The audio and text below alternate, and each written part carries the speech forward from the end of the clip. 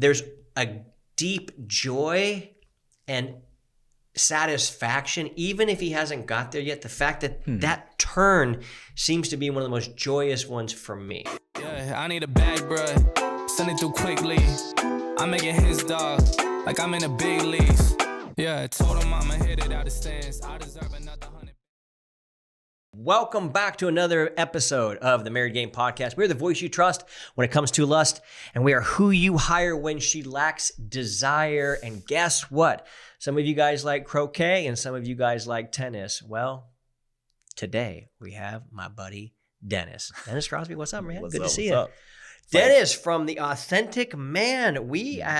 You've got some exceedingly good views about this thing called marriage, what happens, what doesn't happen, and why things don't happen.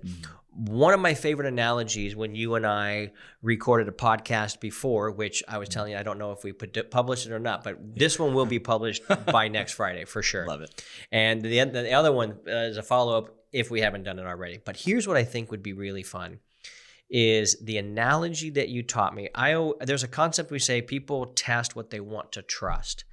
And I always talked about, hey, if you sit down on a chair and it fell apart, let me come and put it together with a couple pieces of duct tape and go, now you would test that chair before you fell on your ass again. Yeah. But your analogy was better. And you talked about if you came up to a canyon or a ravine and there was an old rope, rickety-rackety bridge, you would test the weight before you just ran onto it, before you put all your weight on it. And I've used that analogy 1,700 times since. Nice. Yeah, because it's so good. So I really enjoy having conversation with you. And what you and I were talking about right before we went live about this thing that you've been really into, I would love for you to just set that up. Tell us what's going on, and let's give us your intro of how you would want to be intro to these guys, because it's just better when you say it, in my opinion. Yeah, for sure. Authentic man, but tell us more about it. Yeah, absolutely. So essentially, we're in very similar lines of work. Yeah. I tend to work with men who are in marriage crisis, trying to save their marriage. Usually they're the only one trying, right? I like to look at myself almost like a stage 4 cancer doctor. Like that's when they get to me. It's when they've already gone down the rabbit hole trying their own stuff. They've been looking at YouTube. They've been listening to all the podcasts, and they're like, I don't know, nothing works. Yeah. Right. Can I curse on here? You can say whatever you want on here, dude. They say, fuck, I give up. Yeah. Right? Yeah. So that's usually when they come to me and I show them how to turn it around. Yeah. Right. In a nutshell. Yep. There it is. And, a lot of times what the guys really like, this first step, well, at least what they believe the first step is breaking down her wall. Like there's this wall, I'm sure you hear it all the time, right? Course, she has this wall up. I can't get past her. I just need her to let it down, et cetera, et cetera. This wall. And that is kind of the first hurdle, right? To get her to open up to even wanting to be in a marriage with you again. And what I find is when it comes to that wall, going back to metaphors, since last one hit, there's another one I was coming up with, I think just this morning. Actually, I was thinking about this. Let's go. This is hot. Hot take. Yeah. I look at it as like a house, right? The Gottmans talk about building a house, right? And you want to talk about her feeling safe, because a wall is there to keep people out because they don't feel safe. So you want to let her down. You're basically saying how I make her feel safe with me again. A lot of other things, but big part of it is safety. And if you think of it as like a house, right, you have physical safety. So you're building up the walls of physical safety, the structure of the house, right? And that's things like, okay, is she protected? Is she financial resources? I love this dog so much. Yeah. Valentine. It's like financial resources, physical safety, all those things that make up that house. And then there's that foundation that the house is under. So if the house is just there and it's structured, like, yes, she will feel physically safe, right? Her basic survival needs are met. But then there's the foundation that the house is sitting on top of. And that's like the emotional side of it, right? That's how are you triggered? Are you reactive? Do you get defensive? All those things, criticism, blame, all those things that create a lack of emotional safety that doesn't allow her to open up. And if the house is sitting on top of that, it's incredibly unstable.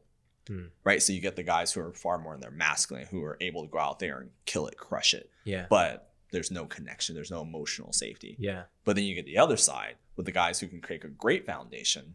They're very like more on the feminine side, good at connecting, good on having conversations, but they can't produce results in their life to make her feel the physical safety. So if you think of like the structure of a house and her inside, like for her to truly feel safe, it needs to be on a strong foundation and it needs to be an actual structure that will support and allow her to feel safe. And when you do that, it feels like that's the key to actually opening up full safety, which is one of the 3 parts of breaking down a wall. Yeah. So just wanted to say that out loud because I just thought of it earlier this morning. I think it's a good analogy in the sense of the 2 components are, yes, physical safety and then emotional safety. If somebody's not emotionally safe, I have ideas of what a non-emotionally safe woman looks like and acts like, but what cues you in on it, and what do you tell your guys? Hey, here's how you know that your wife doesn't feel emotionally safe with you. Yeah. Like, what are the tells? Yeah, 9 times out of 10 she'll tell you. Yeah, that is true. Most women nowadays with all the stuff out there will tell you they don't feel safe. Yeah. But if for some reason she's not, you're going to see defensiveness. You're going to see lack of intimacy. You're going to see her a lot of times attacking you in self-preservation. So it depends. Some of them retreat inward and shut down. Other ones get more critical and criticism and blame and all those types of things. So it depends on the woman. Yeah. But I would say if you don't feel that you can bring up a difficult conversation to your wife productively, then chances are you're lacking emotional safety. Right? Also lacking leadership, but definitely emotional safety. When you say productively, what does that mean to you?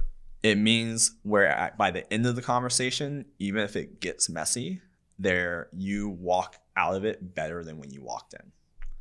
Oh. Right? The relationship walks out better than it did walking in. To me, that's a productive conversation. That's a great definition. Yeah. And they don't have to agree on what happens for them to still, at least if they both feel heard, seen, respected. Yeah. Okay, that's a beautiful definition. Yeah, you don't have to have mutual agreement for a resolution to occur. Like you're a business guy. How many times have you had conversations with your team where they didn't get what they wanted, but you all walked out clear, aligned, knowing the next step, everybody's better for it. Yeah. Same thing in marriage. Yeah. Yeah, that's true. That resonates. I feel like that's actual. What is when you let's go with your stage 4 analogy, okay? Yeah. So that guy, he's in about as dark a tunnel as a man feels in his life. Yeah. The only other darker tunnel that I can imagine would be a man losing a child. Yeah. Right? Like that, to me, that goes to that. I don't know the darkness of that tunnel, but boy, does that seem fucking dark. Oh, yeah. But this other one, barring that, this one seems to be the one where and stage 4, can I describe what I think you mean by that? Sure. So that way we're talking about the same thing? Yeah. It's she has either said she's leaving, she has already stepped out physically in terms of a new place to live, has either threatened to file or has filed papers, and last one, and probably mixed in here somewhere, is she stepped out emotionally and or physically, like in a sexual way. Yeah. Is this, am I stage 4-ing it pretty right? much. Okay. Cool. Pretty much. Yeah. Did I miss anything? No, that pretty much covers it. Okay. So a guy in that tunnel shows up at the authentic man doorstep. Yeah. And you have various ways, and I want to make sure that you tell them how to go find you, see you, go to all your stuff. But what is usually the first step for that guy? Other than I know, join your program so he can get your because that's when people go, what's my first step? I go, hire a coach. Duh. Yeah. So you can actually be coached on what you need to do, not just run more information, but like actually get some customization and implementation into your life. What would you tell the guy if he's come into that? Yeah. So that's going to be nuanced depending on the situation. Okay. I would say there's probably about 3 different starting points. Okay, let's talk more about or less. So one, if it's all fresh and they're just an emotional wreck, you have to get regulated. Okay. Right? You have to get back into an emotionally centered place or you can't do anything. That's so true. Right? So I've had clients fly down. It's been like 2 days with me just to get emotionally regulated because they're just such a shit show. And during those 2 days, do they repeat the story back to you 18 times or 28 times? I'm gonna go 23. Yeah, exactly. Yeah. And one, but she just won't. I'm like, okay. Oh my God, the level of blame. I'm here with you, brother. Yeah, the level of blame is real. Yeah. And fortunately, that is one of the things that I am quite exceptional at. Is I've just learn and developed all the processes. So we don't have to sit here and talk about it and get caught in story all day. Like do this, and this, let go of this, and this, and you will be emotionally regulated. You will be fine. So there's very specific tools that I use through there. So that part is at least easy. But it's for you, because when I hear you talking about a guy getting emotionally regulated, I think that might be one of the hardest parts of the game at first. It can be. Because if you're not emotionally regulated, which most guys aren't, that's when they start saying all the really stupid shit. Yeah. And it's because it's coming out of their brain. Absolutely. Before we go any further, can you talk about a tool or two in here in the get you emotionally regulated department? That I could cover on a podcast? I don't know. I'm trying to think. Meaning, like, what's the mechanic? We can't let me go through the whole process, but when a man is emotionally unregulated, he's going through X, Y, and Z, and he'll notice he's regulated when he feels A, B, and C. Yeah. Can you make that analogy for us? Yeah. Okay. So, and what makes it tough is I'm very utilitarian by nature. So I don't like saying things unless I'm like, okay, this is a beginning to end. You can go do this and get results. Sure. So that makes it a little more challenging. Okay, sure. I would cock tease them a little bit so they go, who the fuck was this guy? I got to go find out more about it. Because obviously in an hour-long podcast, we can't solve all your problems. Right. But we can at least show you the path to where they are. Yeah, no, absolutely. I would say probably the number one mechanism that anyone can use regardless is by taking responsibility for the situation. Oh, that's a tough one for guys at first, isn't it? Oh my God, is it? But she cheated on me. She did everything. It's all her fault. Yeah. She did all this. I'm just a little helpless child over here. Yeah. Yeah, but in reality, I was so there. It's who isn't? Yeah. Right? We all go in and out of it. Yeah. It's nature. Right? But you look at it as a spectrum, right? On this side is victim, on this side is creator. The further you go towards victim, the more disempowered you become as a man. Yep. The further you go to creator, the more empowered in your power you become.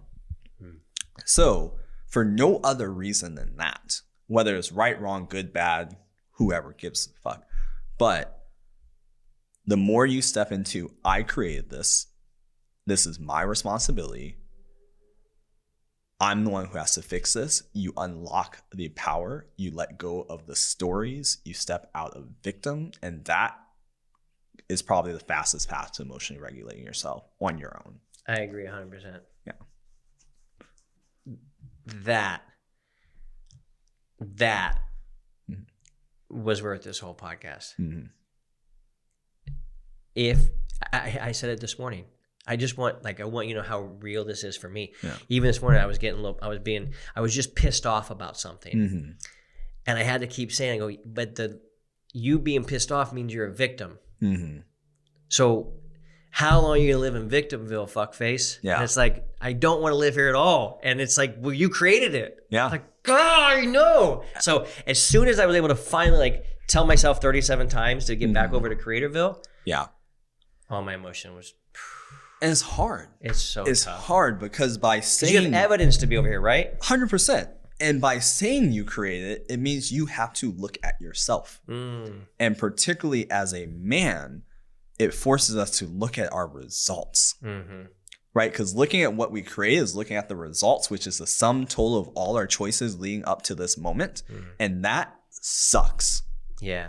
Right? Knowing that we made choices that led to this thing that we don't want to happen, that hurts us so much. And no matter who we blame, ultimately it did come back to us. Yeah. Sucks. Yeah. It's a terrible feeling. Yeah. I don't wish it upon anyone, and we still have to do it. It's the launch pad of reality. Yeah. Yeah. That is so true. Have you heard those statements that the answer all lies within? This seems like that's a big part of that. The ability of how to reframe stories in your mind from victim to creator. Yeah. Even though you have all the evidence of why she's wrong and why she's a bitch, it actually pales in comparison to all this evidence of why you're being a weenie and why you're being a loser. Yeah. And a victim. Yeah.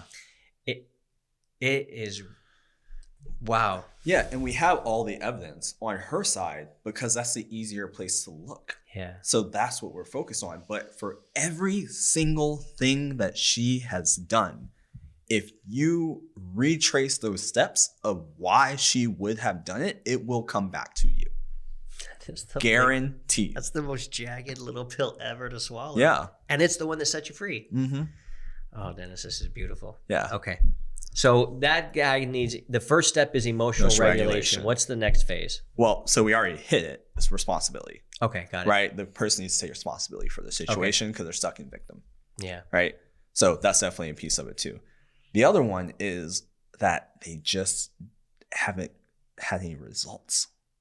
Right? They made all these promises. They kept saying all these things they were going to do, ways they were going to show up, ways they would lead, take care of, and they haven't fulfilled any of it, or at least not the ones that matter. Right? And these are guys who, like, I had a client and they were separated, really struggling and whatnot. And it took us like 2.5 months, got them back in the house. They started working on it again. And then we realized, like, the big thing for her was he hasn't been taking care of things financially. It's as simple as that. Yeah. And the better he did there, the better the marriage got. Every time he backslid or ran into a bump, chaos. And I'm not saying the marriage is now healthy, right? That you have to keep providing financially or the marriage suppose that it's a healthy marriage by no means. But that is the key to restoring. Like when you're dealing in a crisis, it's not about fixing everything. It's fixing the one or two things that will bring her back in to be willing to work on it. Yeah. Then once you get there, now you can build it into a marriage where you get grace, where she wants to support you, where she gives you the benefit of the doubt. All those things, you can build that back up, but you have to get some level of foundation. Yeah. And that's the difference between like working on a crisis and say maybe going to like a marriage counseling or something like that. Yeah. It's really about building something to work on, getting her open up to working on it. Okay, I got this is so beautiful. You make my job as a podcast host way easier by having stages and things. And I'm just realizing when a podcast comes in here and goes, like when I go on someone's show and go, hey, can I talk about my 5 dials? It's like, as a host, it's almost like, yes, because there's order to this. Yeah. Hey, what are these phases? That frames things in my mind and helps me understand, oh, the guy's in the crisis phase. Oh, he's in the responsibility phase. He's in the results phase. Yeah. He's not getting that. So the confession hour I want from you is, I've been through all the things that my guys are going to go through. Yeah. And I feel their pain so deeply, and I'm sure you've been through it. You feel it. You there's so much empathy for a guy there. But do you, as a coach of this, when you start to hear them saying the right words that are pushing them to, like you go, oh, he's talking, at least he's saying we're going north, and you're like, yeah, north is right. But yes, remember when all you could look was south? Yeah. There's a deep joy and satisfaction, even if he hasn't got there yet. The fact that that turn seems to be one of the most joyous ones for me. Is that the case for you? No. Okay. I'm obsessed with the result. Okay, got it. I'm obsessed with winning. Yeah. Like my joy is when he's like, she's back. She's opened up. We turned the corner and the walls come down. Like, yeah. She wants to build things. She's changed her mind. She's canceled the divorce. Like, that's when you ever seen that interview with Kobe during the one champion, like 2010 maybe championship, where they were up by 2. Yeah. Or 2 games. Yeah. And they're like, you don't look happy. And he just looks at him like, job's not finished yet. Yeah. Right. And they're like, but you're up. He's like, doesn't matter. Job's not finished. That's how I feel. Got it. Right. They have their wins. Things are turning. I'm like, okay, we're on the right path, but job's not done. Yeah. Like, don't and that's where a lot of guys mess up too. Yeah. They start getting a couple wins, they start coasting, and then they realize that, oh, things are still fucked up. Right? I need to keep going. Yeah. What's your favorite story of a guy that came into your program, stage 4, and then relayed that back to you? Dude, it worked, coach. Oh, I don't know my favorite, but I'll tell you one I just got this morning. Oh, yes. Yeah, but all this hot bread, we love it around here, the Married Game podcast. All these hot bakery. Let's go. So a client just reached out to me. He was asking questions like, hey, we turned the corner. Her feminine side has come back. Right? That was his thing. He's like, she started saying, I love you, been touching, intimacy is coming back. It's been feeling really good. And he was asking about vision. So one of the components of our program is creating a vision. I think you called it the black hammer. Yeah. Right? Yeah. So creating that vision. And he was like, how do I bring her into it? And we were just talking strategically about that. Yeah. And then he was just so grateful at the end. He's like, I hope everybody tells you this, but I couldn't have done this without you. Yeah. Like saved marriage, all those fun things. That's such a good feeling. Yeah. And then, I had another client 3-4 days ago send me an email, and he was just like, because I was actually a little concerned about this one. It was looking suspect because they already separated. She had been completely non-responsive to things. And he was just like, I'm doing the work, but I feel better, but I just don't know what's going to happen. I was like, I'm not sure about this one. Yeah. And he sent me an email. He's like, her wall finally broke. Oh. And what ended up happening was, and this always happens. Once you make the change, everything outside you has to recalibrate to that change. Yeah. It's just the laws of something. Yeah. Right? And he was sitting there. That's a great laws of something. Some laws of something. I don't know what it is, but it's a law. It just it seems always like this way. Yeah. And he was just like, yeah, some friend told her that they saw me out with another woman, which was bullshit because I haven't been with anybody. Yeah. But that triggered her to realize that, oh, maybe I'm not as done as I think I am. Oh, yeah. Maybe this version of this man actually is somebody that I want, and I'm not ready to let him go. Yeah. Completely broke her wall, opened back up. They started talking, and they've been like on cloud 9 since. And it's just like, cool. I was a little concerned. What is the psychology behind that? Which part? That she saw him with another gal. What mechanism triggered within her that made her go, whoa, whoa, whoa? That's a great question. I'm probably not qualified to answer. Okay. But if I had to take a guess, what's your guess? I would say that nobody wants to give away like their thing, right? They have it. It's theirs. And the idea of somebody else now having their thing makes them realize the value of that actual thing, how much they want it. Yeah. And that can be done in a healthy or toxic pattern, right? But I think it's as simple as that. It just makes you reevaluate, do I really want this thing? Yeah. In that moment, it's like, how important is this really to me? And I do think when women are going through their side of this, they have to shut everything down to be able to cope, right? No matter how she's showing up, chances are you're dealing with somebody who is having to suppress all of this to be able to navigate, because this is scary, right? This is a woman stepping out of having somebody potentially providing for them, leaving their children, their household, starting over, having to take care of themselves, all that. Like, that is terrifying for most people, especially women. Yeah. Right. So she is probably not looking at her stuff at all. Right. Maybe 10% of the women seem to. Most of them don't. Yeah. So when something triggers that forces them to now go, like, that creates space. But that only works if you have made changes up to that point. Yes. If that same thing had happened and he has still been acting like a piece of shit, then she'd be like, take him. I'm done. That's like, he's adding this on there. Yeah. So it's not so much the thing that happened. It was just like, once you change, everything else changes too. And it will just work itself out. Yeah. What do you think about the no contact rule? I think it's the dumbest thing I've ever heard of. Tell me why. Because primarily, from my understanding, it's just they're trying to manipulate. Okay. right? It's a manipulation tool, right? Because like, okay, I'm just going to not talk to her to try to make her miss me. Or I'm going to not talk to her so she can go see for herself or whatever it is. Like, it's doing something with the intent to try have the other person do something, right? Which is literally a definition of manipulation. Yeah. And I'm not saying there shouldn't be periods where you don't contact. I just had a client message me this morning where I was like, give her 24 hours. Like, don't re-engage. Let this cool down. But it's almost like I'm going to go make more money so she can see what she missed out on. Like, okay, I guess, but do you really want to try to manipulate your wife back? Right? Do you really want to try to use something like that to get her to want to be with you? Like, how good are you really going to feel on the other side? That's like pickup advice, right? Yeah. When it's like negging.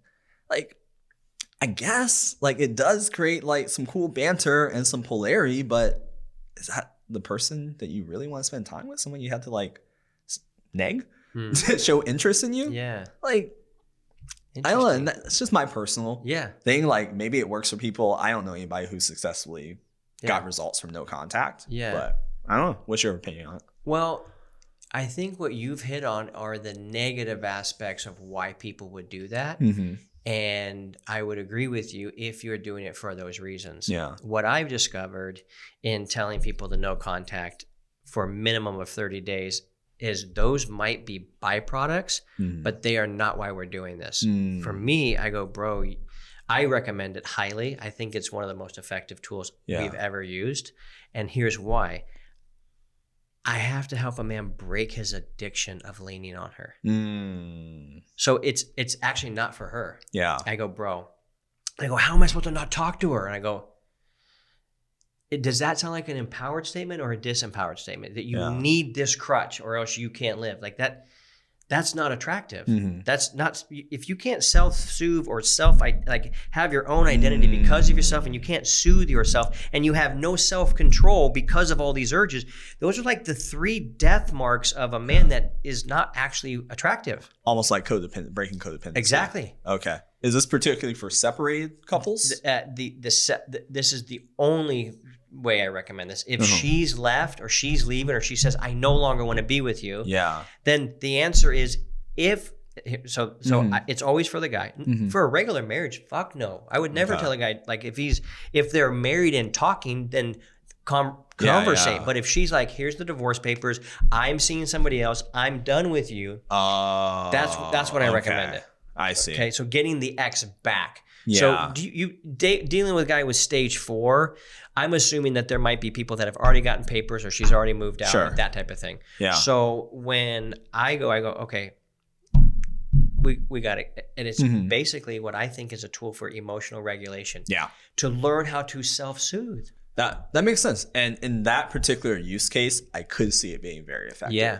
For us, what we do is there's a process I call attachment release. Right. And all we're really talking about when we talk about codependent stuff, we're just attached. Yeah. We're attached to the idea of her being with another man. We're attached with not having a marriage, attached to losing half our stuff. Like, we're just attached to a lot of different things. Yeah. And there's a specific tool and process that we use to break those attachments. Oh, right. Nice. Because with each attachment, what locks in that attachment, let's say fear of her being with another man. Okay. Easy one. Right. So we look at that overall attachment. And then there's 2 things like anchoring it in. And when I say attachment, you can look at like kind of the Buddhist idea of attachment. Something we're really fixed on. Fixate, we're like literally attached to. Oh, that's right. An idea. Yeah, that's a great way of putting it. Yeah. So you look at those attachments are held on by 2 anchors. And the first anchor is something that we really don't want to have happen. Right. And that thing is like her being with another man, me being alone, me having to start over again, like something like that. Right. That's something we really don't want to happen. But there's also something that we really want to have happen too. So we're attached with both fear and desire. And that could be something like, I really want my kids to grow up in a whole family, right? I really want to prove to the world that I'm not a fuck up, like whatever it is. Like each person's different, right? But it's those 2 things that actually lock into that attachment. And when you release those 2 things, you become neutralized to the situation. Yeah. Right? Where you're like, I want it, but I don't need it. Yeah. And that's ultimately, you want to get to a place of non-neediness, which is, because neediness is literally the most unattractive quality in like the universe. Yep. Like on every level. On every level. Right? So this takes you into a place of non-neediness. Yep. And I think I posted that process for free somewhere. Well, you tell me what it is, and we'll put the link in the notes so people can find it. I have so I'm open book. My job is to get people results, and I can't work with everybody. I can't work with most people, in all honesty. So I put most of my stuff out there. Yeah, that's good. But yeah, I'll put a link into it. We have a marriage recovery center that has a bunch of our courses, tools, things, all that stuff's are free. Dude, we'll send it out. Okay, so another reason why I like the no contact, and I'm curious about how your thoughts are, is if a lady goes, I'm done, leave me alone, for a host of reasons, but usually when a woman's at that point, she goes, he doesn't listen, he's selfish. These are the big complaints. When he's like, no, but we need to talk, she's like, and this is proof. Yeah. When I'm telling you, I don't want to talk to you, and here you keep showing up, you clearly don't listen. Yeah. And I go, that's another thing. Give her what she wants. She said, I want to be free of you. Okay. Yeah.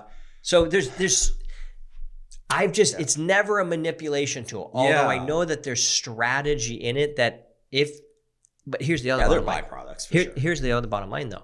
And you said it so good earlier. I want to reemphasize it. If you don't do any work to transform yourself, she's going to see you in 30 days after no contact and be like, same dude. Yeah. Good. Oh, fucking thank God you stopped talking to me. Hopefully that stays the way forever. Yeah. See what I'm saying? Yeah. I think that opens up the conversation into the whole space conversation. Like, I need space. I want space. Yeah. And from my experience, is a space is it's a feeling. It's not a fact. Okay. Like in that moment, she wants space from you. Right. But that doesn't mean it's an objective factual statement that she needs space for some indeterminate period of time, because they never give us a period of time. They just say, I need space, right? It's how they feel. And from my experience, when men start shifting and showing up, suddenly the desire for space decreases rapidly. I totally agree. Right.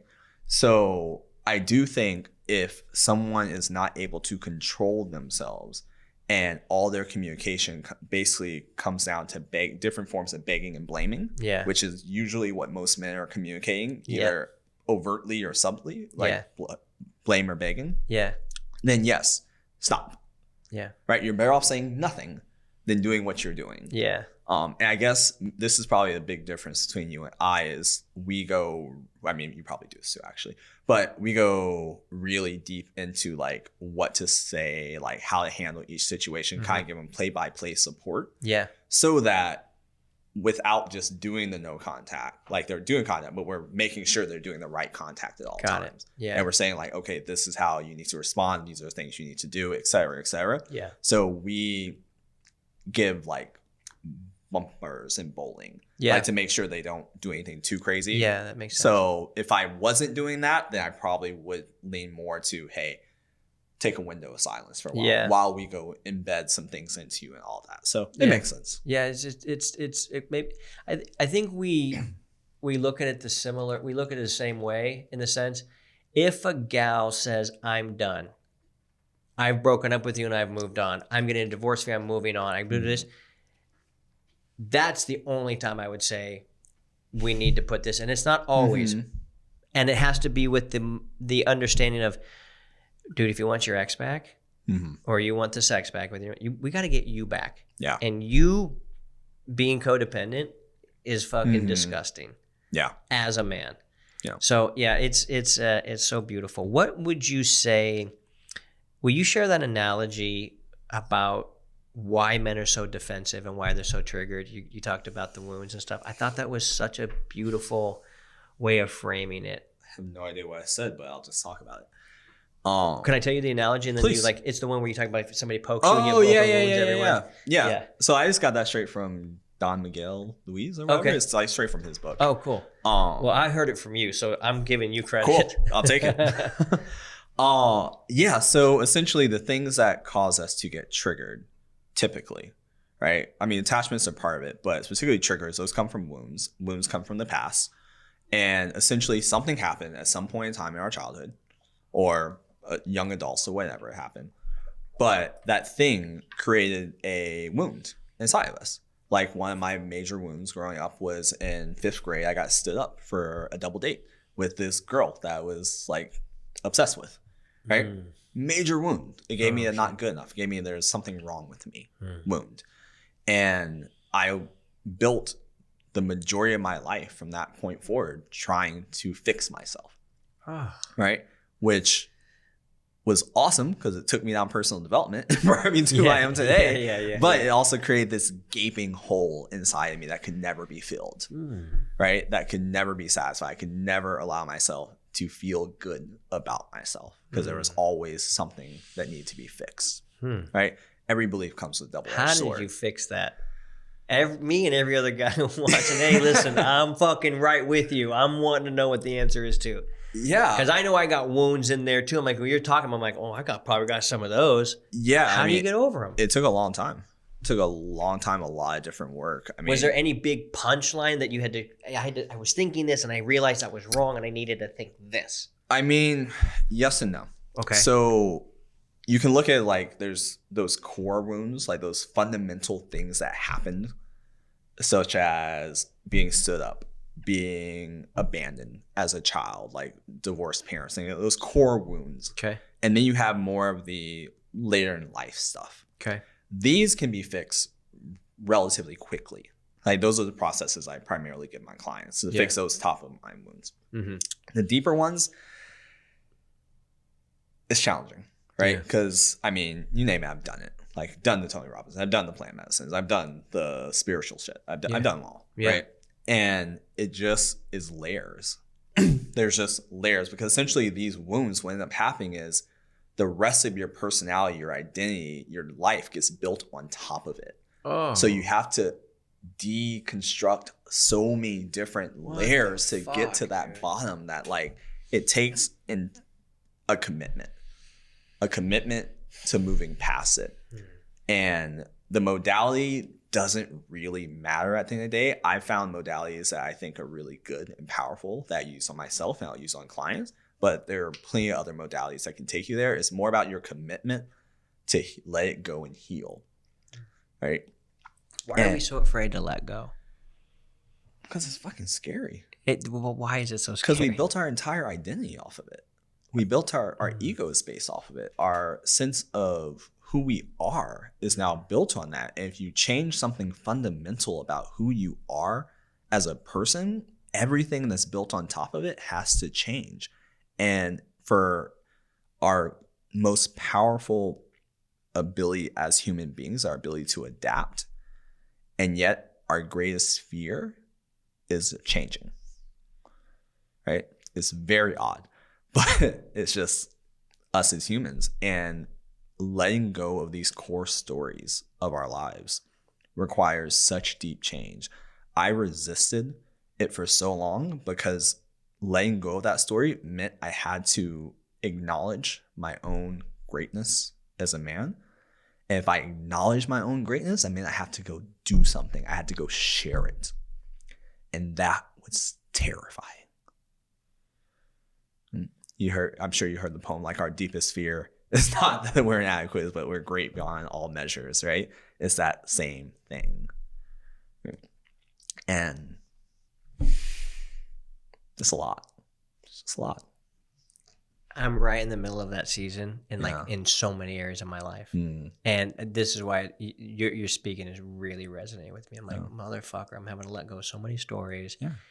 Letting go of so many ways of how I think something is this is where I'm going. I'm supposed to get there this way. And then realize you can if you want to go by camel. Yeah. But don't you feel so much better every time you move forward with it? Every fucking time. Right? Like and it's scary as shit. Even when I did my plant journey medicine, the whole thing was about letting go. And I was so terrified of that. And that's exactly what I found. It's like, oh, you know how capable you are? Yeah. You are a fucking sunbeam of God wrapped in flesh on earth. And you are acting like a fucking rat. Mm-hmm. We're walking around hoping to get a nibble of cheese, Yeah. when in fact you're a king and you have access and power. Mm-hmm. Let's go. Yeah. So this is, you're right. Yeah. It forces us to face those things. And Oof. it's just so good. so juicy. much. Yeah, it's just so much. And what we end up finding on the other side of it is that all of our excuses were just lies. Like every story that we believe we just made up and are not true and don't even measure up to a fraction of who we truly are, what we're truly capable, what we can really step into as men, the kingdom that we could create if we just allowed ourselves to. If we just said, all this shit is not true. I am so much more than this. Same thing with the marriage, wherever you're at, no matter where you're at, it's just not real. It's not true. It was something of lesser version of you created. And there's a greater version of you available. If you choose to step into that greatness, you can change everything. I tell my clients this all the time. There's a version of you that exists in the world who, if they showed up tomorrow, would resolve every single issue in your marriage. Your question isn't, is it possible to save my marriage? It's, am I willing to become the man who can? And as long as your answer to that is yes, then you're fine.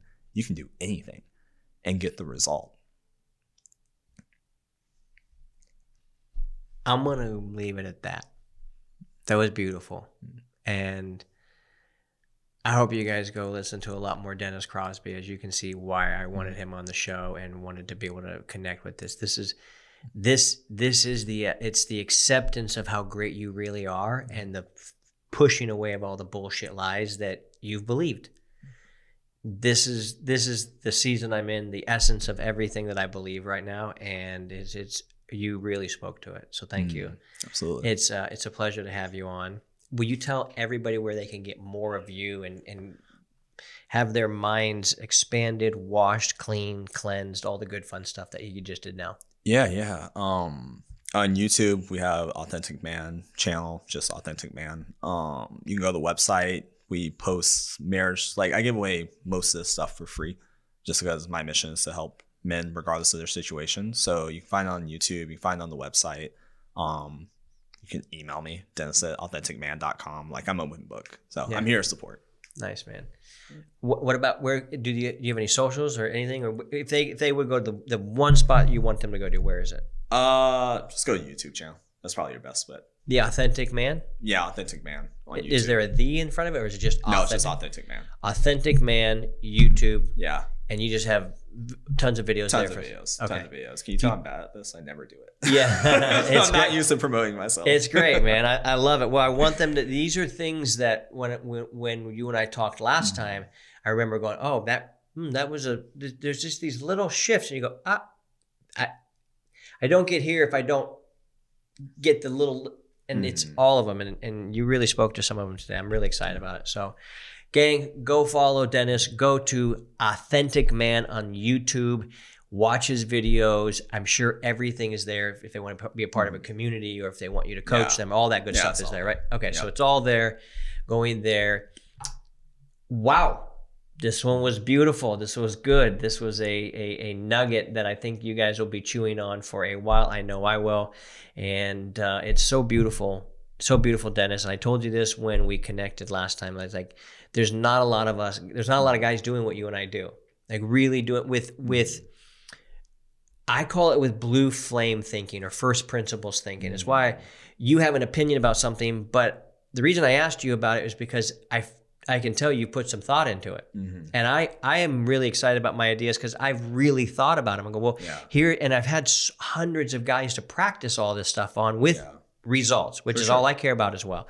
And so this was beautiful. Go follow Dennise and remember, keep crushing it because that shit is contagious.